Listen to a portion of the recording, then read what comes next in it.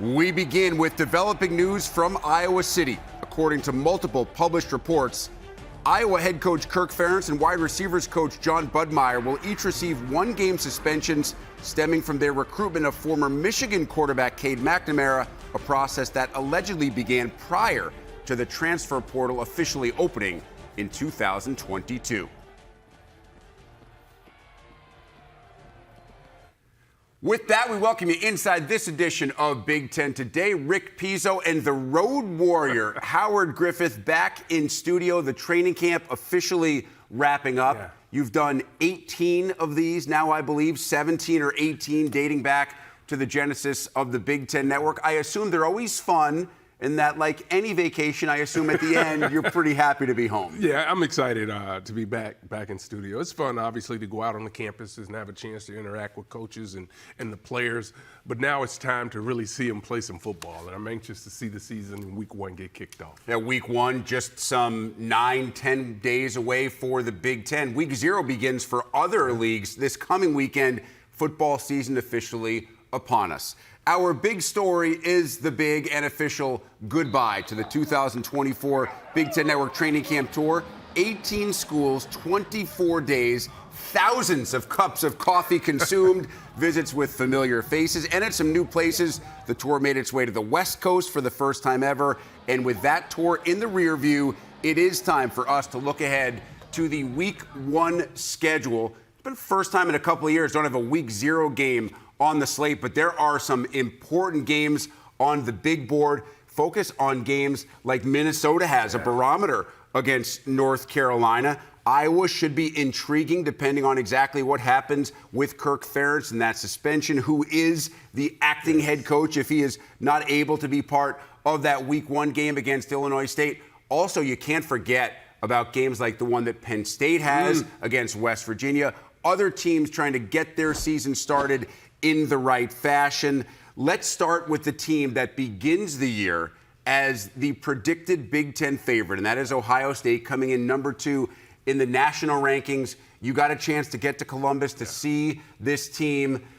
By all accounts, they are everything we expect them to be, from the backfield to that loaded wide receiver position, and of course a defense that has 8 or 9 guys that could have been, Howard, part of this past spring's NFL draft. And probably another one in Downs that could be playing in the NFL right now.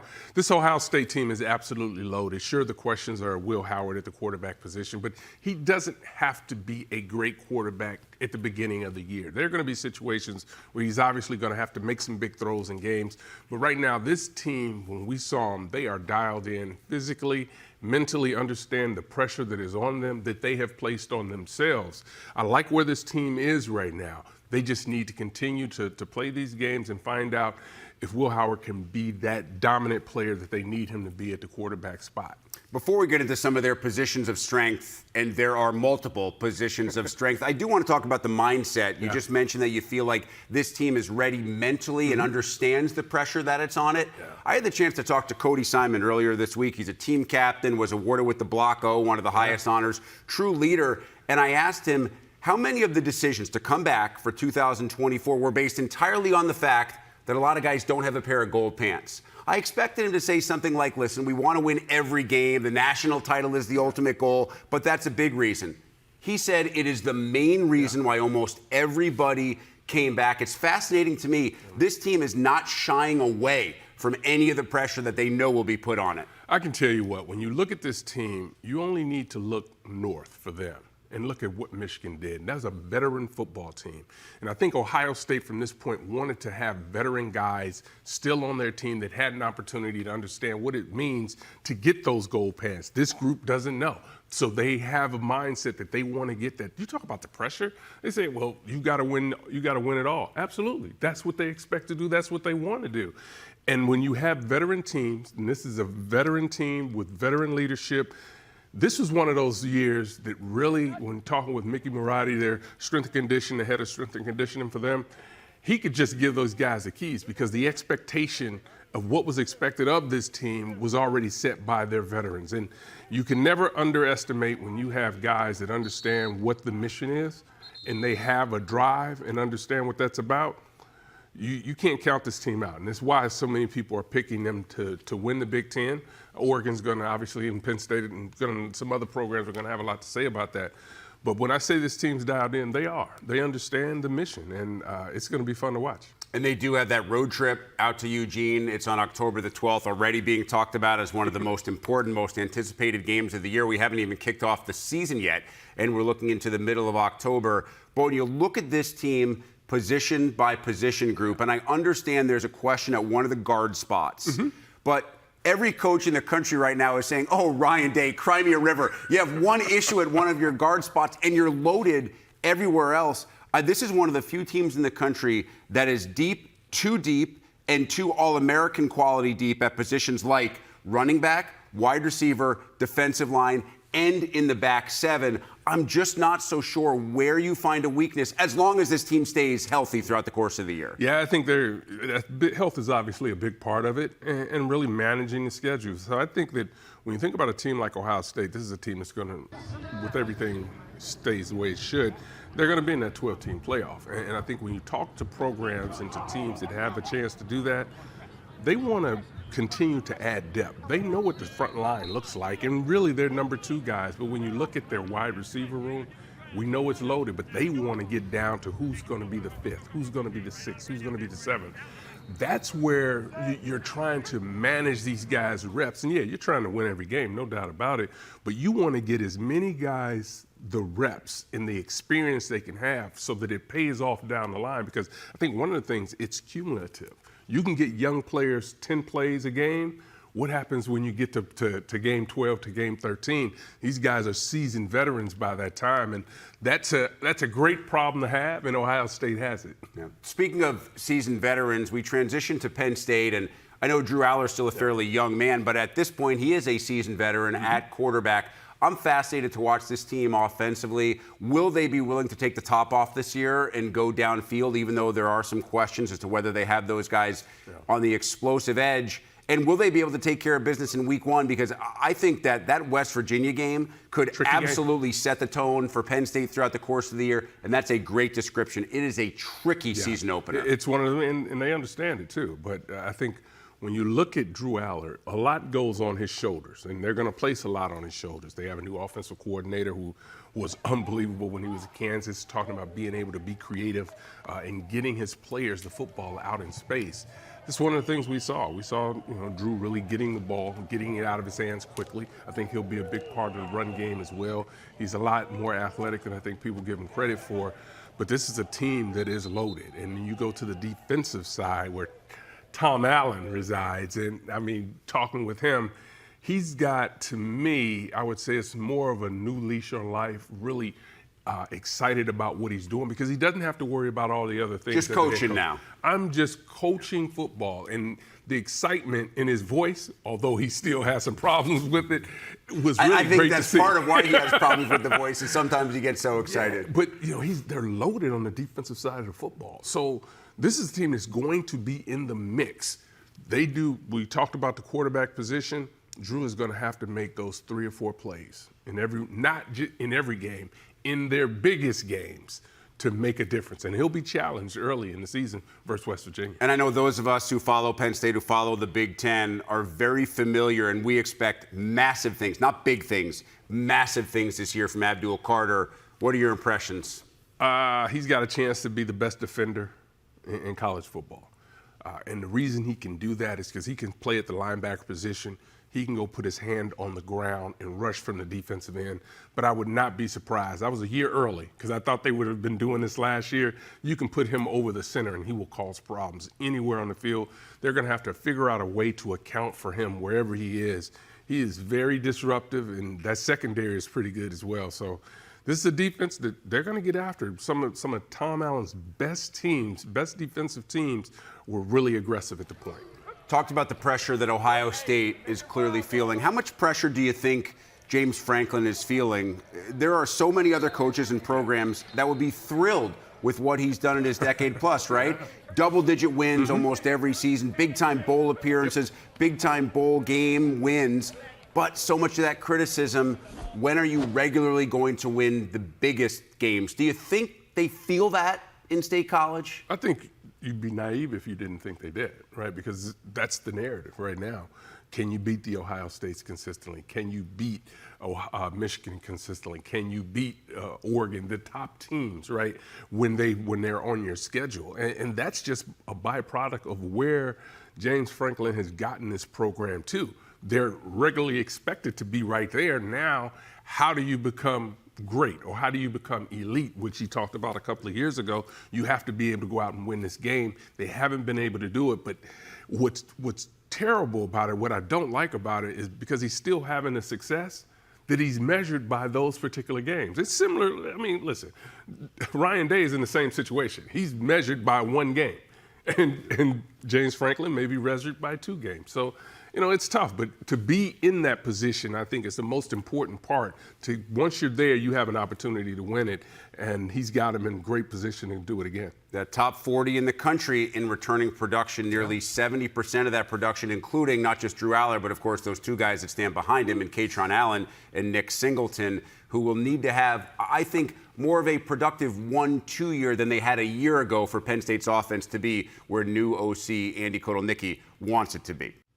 Michigan running back Donovan Edwards has really never been the guy in the Wolverine backfield, but when he gets his shot, he shines, especially in the biggest moments. Between the game in 22, that same year's conference championship, and last season's Natty, Edwards averaged nearly 10 yards per on just over 50 carries with 5 tutties. Howard now doing something would-be tacklers couldn't in those games, slowing Edwards down just enough for this chat. Man, it seems like just yesterday we were talking to you on the recruiting show. What's this journey been like for you?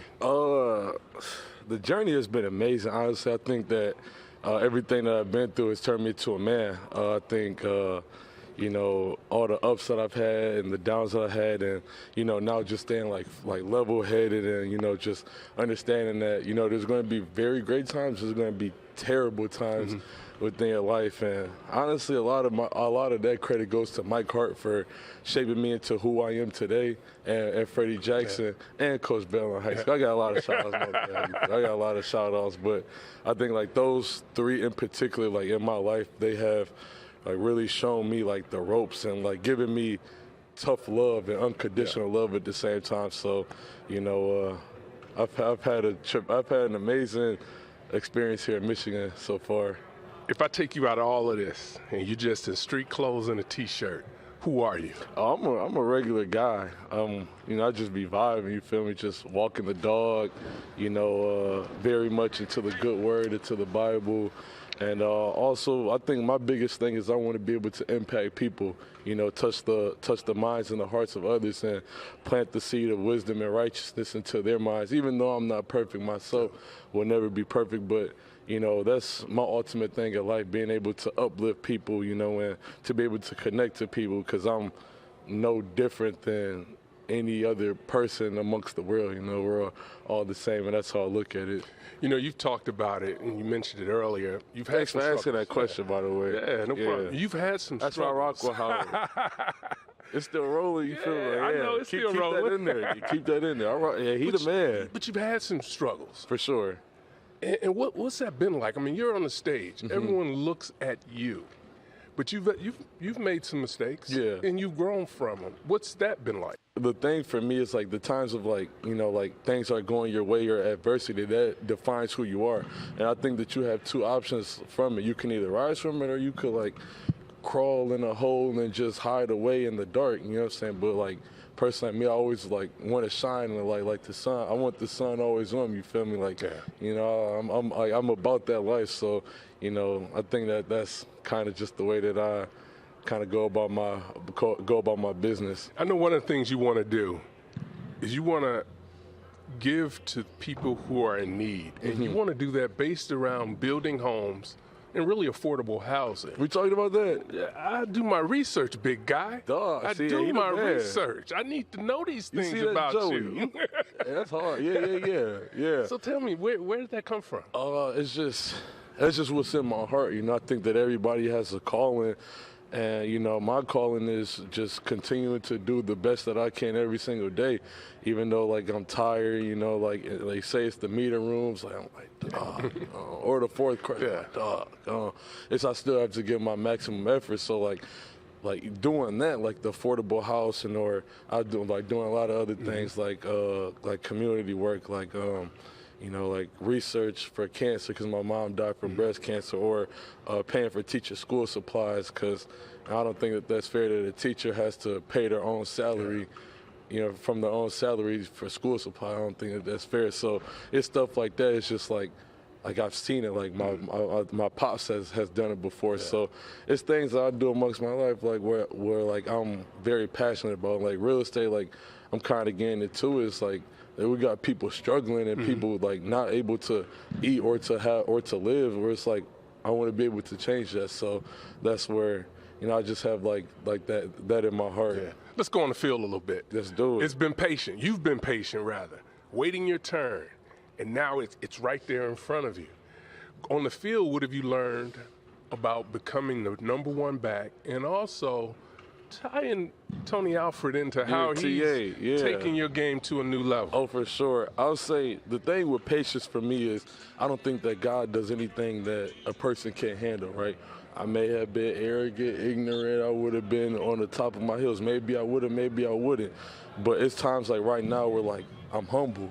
Like I don't care if like you could call me a running back. I don't care. I don't look at it that way. I want all of my running backs to be in the role of like, you know, like whoever's in, like we're all gonna get a fair share of the load, and we're gonna, you know, we're gonna win games, and we're gonna do the things that for us, like, you know, that's holding up our standards. So that's what it is for me. Like I have that mindset. I don't have the mindset of like I want the carries. I want this about me. I don't have that mindset anymore. And TA, yeah, man, TA is a detailed machine. I think that he's taken the whole running back room along with Freddie J to a whole nother level, you know, being able to identify things, you know, like looking at safeties and knowing fronts, and, you know, like he's a freak about pass pro, so, you know, like. Not letting you get away with that. Nah, it's like we could win the block, but like if we don't dominate, like he's going to crash out. So yeah, take care of. Yeah. So you gotta be able to do your job. But having TA in the running back room has been a joy, and you know, I'm very grateful that he's here because, you know, I've always wanted to play under him, and, you know, for him to be here and to really learn, you know, what kind of man and what kind of coach he is. I wouldn't trade him for the world to have him in the running backs room. Hey, man, I appreciate you, man, taking the time. Good luck, stay healthy, and appreciate big things for you this year. Bye. Appreciate you, man. Go Blue. Oh, and shout out to, he need a raise. Hold on, no, put your hand down, man. Howard Griffin need a raise, man. Big Ten Network, y'all got to give him a raise. That was fantastic. We got to walk back to the corner office. There we go, see if Donovan can get you some extra coin. What a great young man. Maybe one of the most, I think, intriguing players coming into this year. And I think Michigan as a whole is fascinating, Howard, because even people that know this sport and know this league are completely split on what they think of Michigan this year. I think there is a contingent that absolutely believes there's not going to be a huge drop-off, even though the roster is somewhat rebuilt. And then there's another contingent that believes this team is way too highly respected being preseason top 10. And you think about a team that won a national title. And when do you see a team in the next year it's not talked about that way? And obviously they've lost a lot on both sides of the ball, and including their head coach. But there is a system in place here. And that's one of the things you take away when you spend some time with this team. The system's in place. Some things have changed. Sure, they play music a little more at practice, but what they do and how they go about their business has not changed. We saw them on a day where it really wasn't a physical practice because Coach Moore says he's got to take them out of the pads so that they're not physical. So they're having to continue to balance this thing. And listen, I think this is still a loaded roster for them. They've done a great job of recruiting the young people that are going to fit best into their program. You look at this offensive line, they're going to be good. Once again, the names are changing, but they are still going to be dominant. And I think Donovan, one of one of the things I really love about this job is having an opportunity to spend time with people like that. It was such a great interview, I got to be honest. I'm not trying to get you a raise. He tried that already. But it was just awesome to hear who he is on and off the field. This is what college athletics is about. It really, in its core. And gone are the days where you can make mistakes and it not be in the public eye. The mistakes that he's made have been in the public eye, and he's been criticized for them. But congratulations not only to him for overcoming it, but for Michigan to stay with him and getting him the help that he needs when he needed it. And it's just not about him, it's about all the student athletes that are out there. And that's just not Michigan. I think all our programs do a tremendous job doing that. But those are the stories we need to always hear about. And he takes responsibility for it. Absolutely. Says, I've learned from it, and I hope other people learn from my experience, because then it'll make the world a better place. Really well done by you and by Donovan Edwards as well. So I don't think anybody would think it's a massive surprise if Michigan is in the mix for the college football playoff. And I think 2-3 months ago, everybody would have said, now Rutgers, we're not going to talk about Rutgers in the college football playoff, are we? And suddenly, I'm sure you've heard this too, there seems to be this growing buzz on the banks about what Greg Schiano's team could be this year. They return so much production. The schedule is certainly favorable. What did you take away after you got a chance to see Rutgers in person? Saw him in a rainstorm. Cadillac Mantis, that came over from Minnesota, really performed well in the rain. He feels much more confident in who he is as a quarterback, and I think as a person. This is a team that's really talented, and they're so much better than they were 2 years ago or even last year. This has been a steady burn, as they say, to get better in where they are. And now, even when you talk with their coaching staff, they are more comfortable about their team too and feel more confidence in it. But the schedule has something to do with it as well. And if they go out and play the type of football we expect them to do, run the football, be able to stop the run, this is why people think that this team could be in the mix.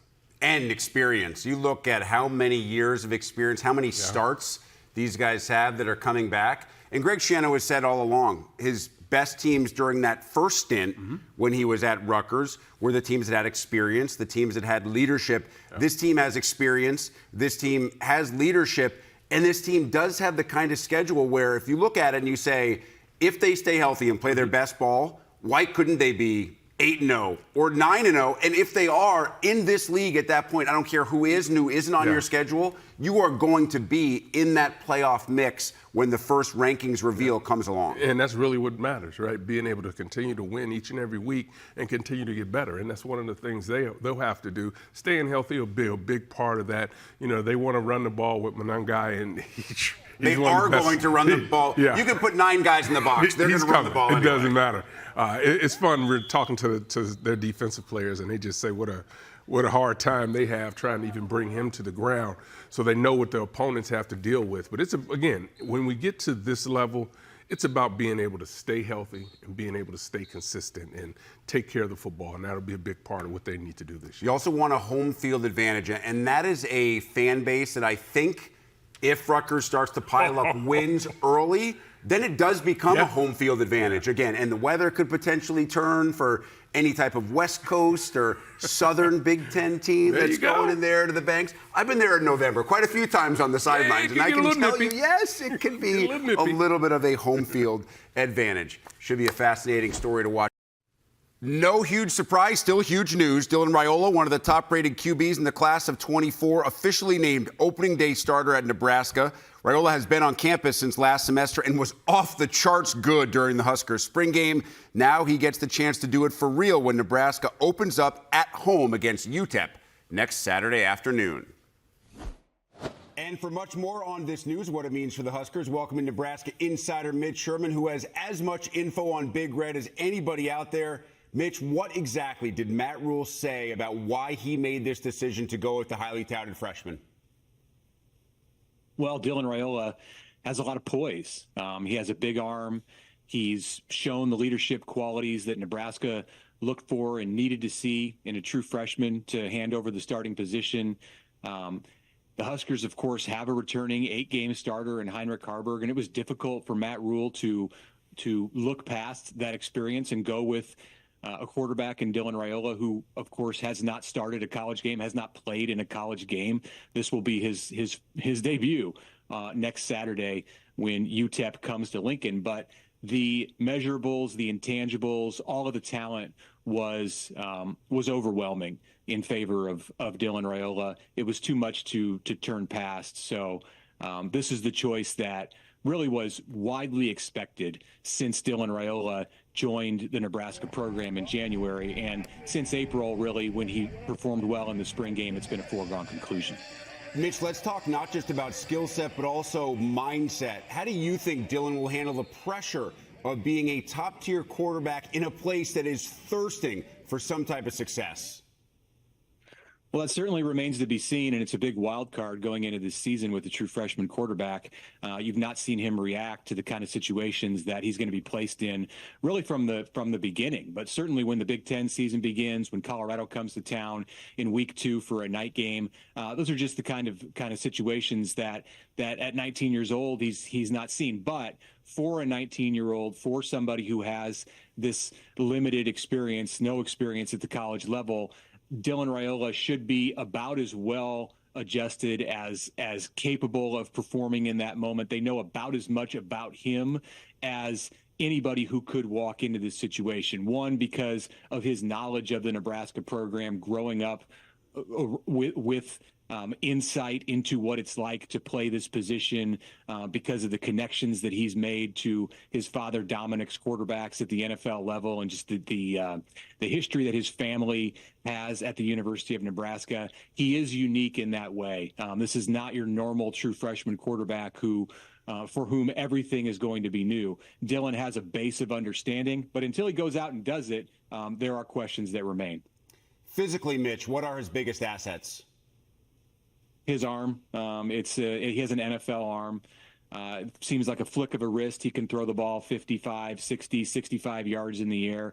We've really yet to see him cut loose in the workouts that I've seen Dylan do. And this goes back really to early in his high school time. He has such an effortless motion that sometimes it looks like, or you tend to want him to actually step into a throw and unleash. And I'm interested to see when he gets out in a game situation if that's the case. But everything that he's done, all the throws that he's made, whether it was at Nebraska's Pro Day last year, when he stepped in and threw to the wide receivers, some of the workouts that he did when he was on campus for camps as a high school player, of course, the spring game, the practices that we've had the chance to see, his arm is special. He can make all the throws, and he can do it seemingly with very little effort.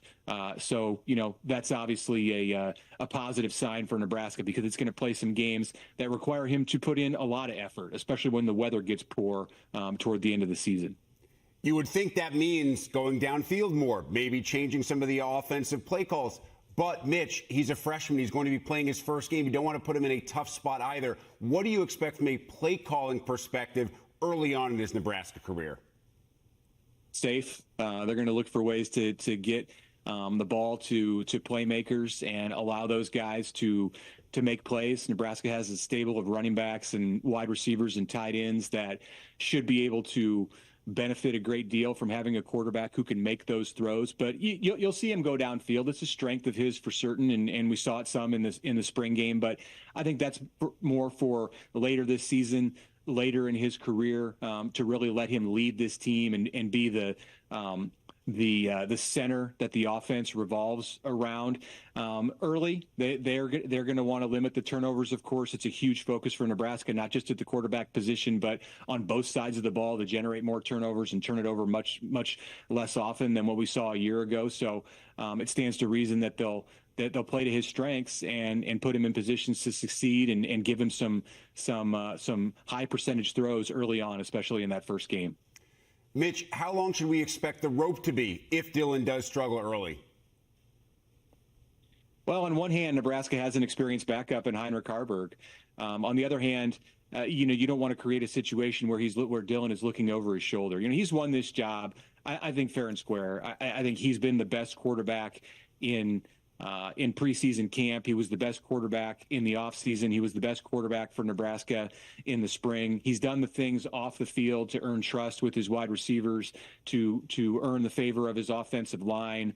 It's not like it's an endless rope. I mean, if he goes out and turns it over multiple times and is just having all kinds of trouble adjusting to the speed of the game or to the lack of experience, then sure, Nebraska might look at the other options, but I don't expect that to happen. I think they're going to put him in positions that allow him to succeed early in the season, and it's going to be a situation where once he gets the ball, Nebraska does not look back.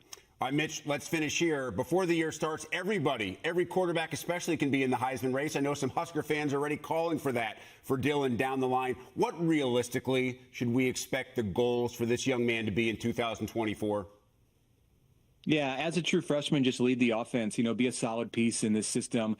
Don't try to be more than what the Nebraska coaches expect him to be, and they're not expecting him to win the Heisman. They're not expecting him to be playing at an all Big Ten caliber level as a true freshman. They have high expectations for him, don't get me wrong, but the main thing that he has to do is put Nebraska in good situations, is get the ball into the hands of the guys who can make plays. It's not all on his shoulders. A year ago, with Jeff Sims and Harburg and Chubba Purdy splitting time at quarterback for Nebraska, there was so much put on that position. They had to run the ball.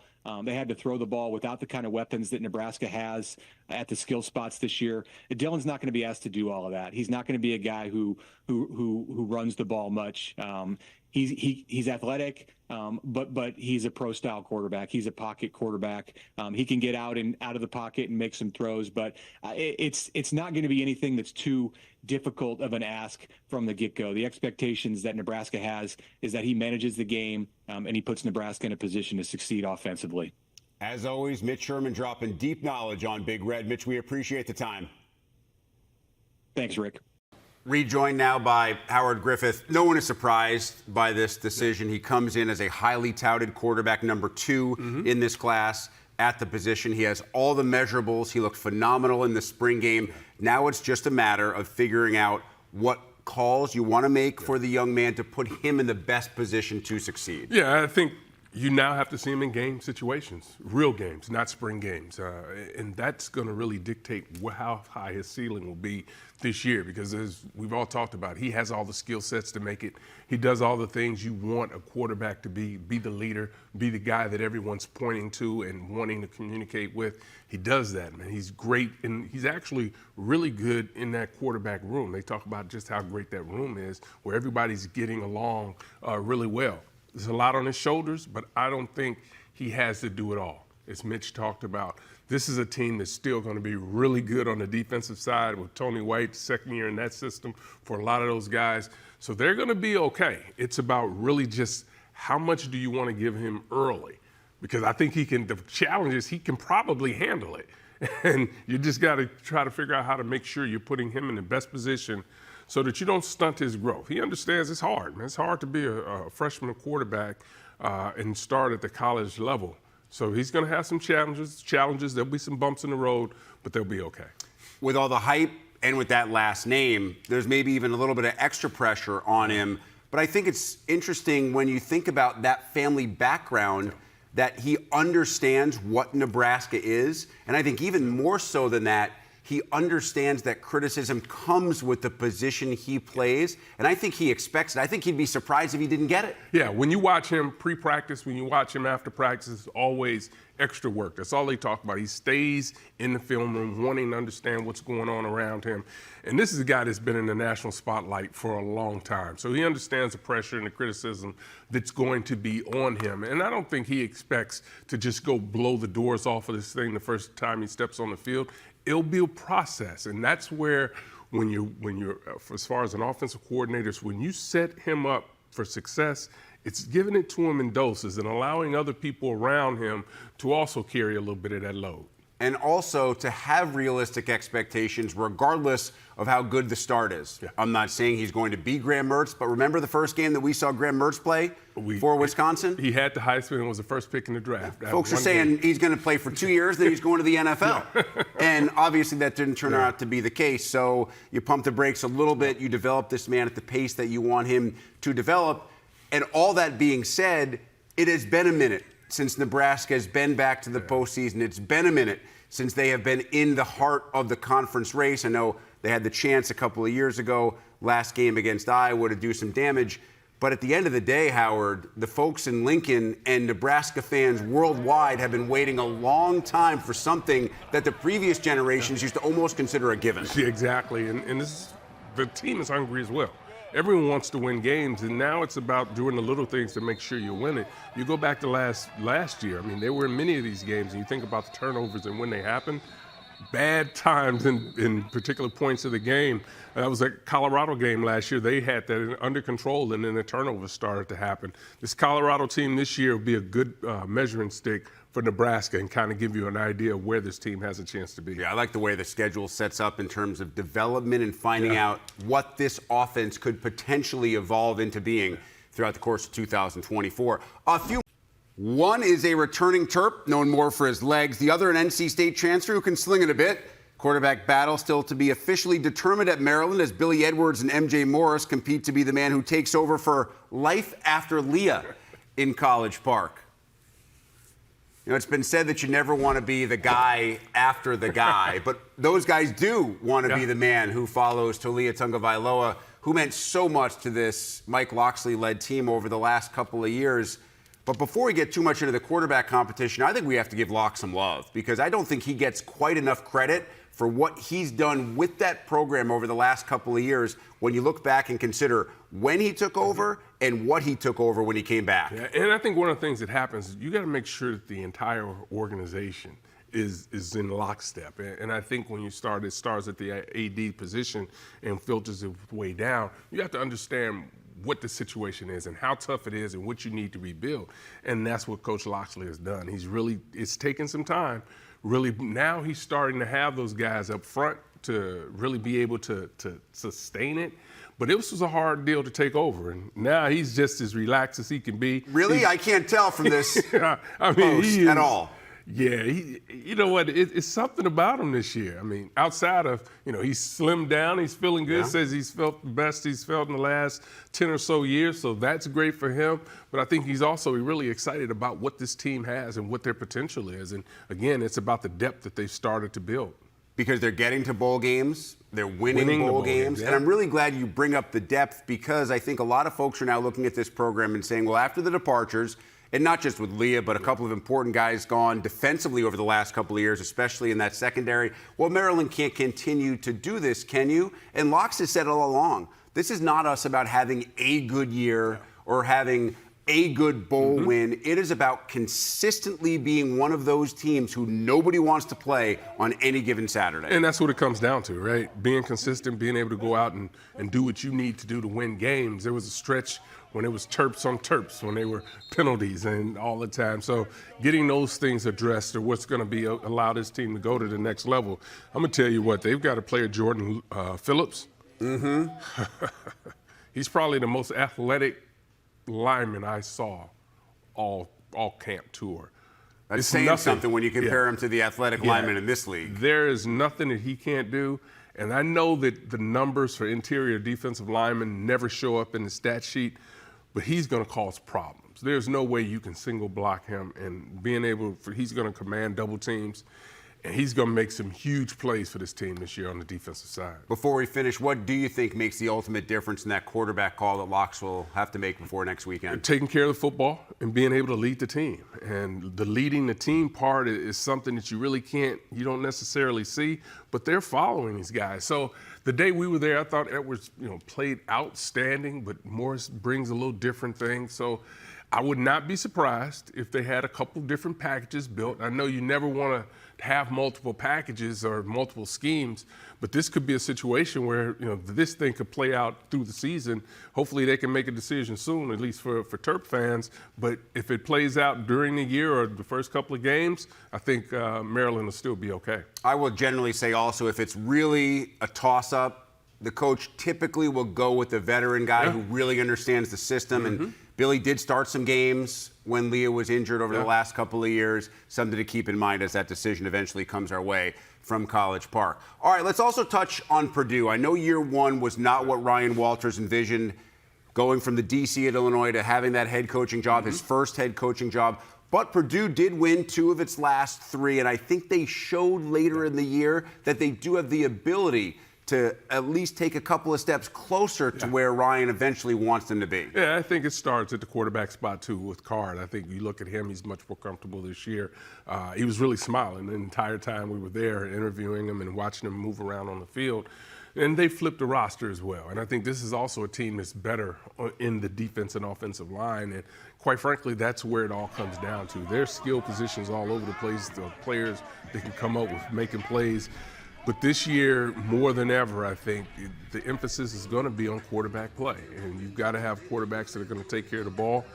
They can make good decisions, can get you out of bad plays, and Card is one of those types of players that I think can change a game for him. Again, it comes down to 3 or 4 passes a game that are really going to dictate which way this game is going to go for them, and he's the kind of quarterback I think you need under center. And I know it's more about the players than the play calls, but I think you can make an argument that in the early stages of a young coach's career, Graham Harrell is as important an assistant as you'll find in the Big Ten because Ryan Walters' acumen is defensive football. You come to a program that was led the last few years by an offensive-minded head coach, right? So now you have a different recruiting philosophy as well. That's why I think what Harrell does from the OC spot is so important to produce success. Yeah, really important. And I think you look at the head coach, you look at the coordinators as well. Everyone's trying to get accustomed to what their role really is all about. And you think about being a first-time head coach, particularly on the defensive side, there are a lot of things on the offensive side you have to become comfortable with. At one point, Ryan Walters took over the play calling duty. So you go back and forth, but you still have to really get comfortable. And now I think he's comfortable where he is now, so I think this team can start to hit the trajectory that you want. Plus, they're killing it on the recruiting side and in the portal, and that's something that traditionally Purdue has not done well at. But you and I have both gotten to know Ryan Walters, and you understand that because he is just a magnetic personality. A guy like that walks into your living room, his age, also kind of relates better to the younger guys than a lot of other coaches. No surprise to see him killing it on the recruiting trail, not to me. We're back with final. The official name is Northwestern Medicine Field at Martin Stadium. Casually, we call it home for Northwestern football while Ryan Field is being rebuilt. Cats will play 5 home games this year. Now, there are some on campus, 2 Big Ten games on campus against Wisconsin and Indiana, but 2 others against Ohio State and Illinois will be played at Wrigley Field here in downtown Chicago. So you have 7 home games, 5 on campus, 2 Big Ten games, but then 2 more games at Wrigley. You got to see, Martin, as it was kind of being set up and getting ready to host Big Ten games. What can we fit there? 12, 15? What's it look like? I think it's close to 15,000. Let me tell you this. They've got a night game. I'm trying to get to the night game, the Duke game. The venue, it's going to be special, right? It really is. It's right there on the lake. And I'm telling you, pictures don't do it justice at all. I was there yesterday.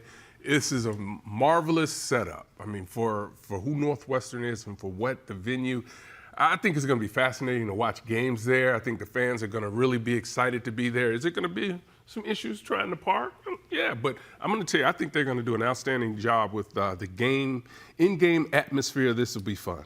What do you think the secondary market's going to be like for that Wisconsin game, trying to squeeze only 15 in? Because you know the Badger fans are coming down. And here's the thing, right? There's a little bike path right along the back. Yes, there is. So I was already thinking I'm going to ride my bike up and be able to sneak into the game. It's a slightly longer bike ride from Madison. Yeah, but here's the problem.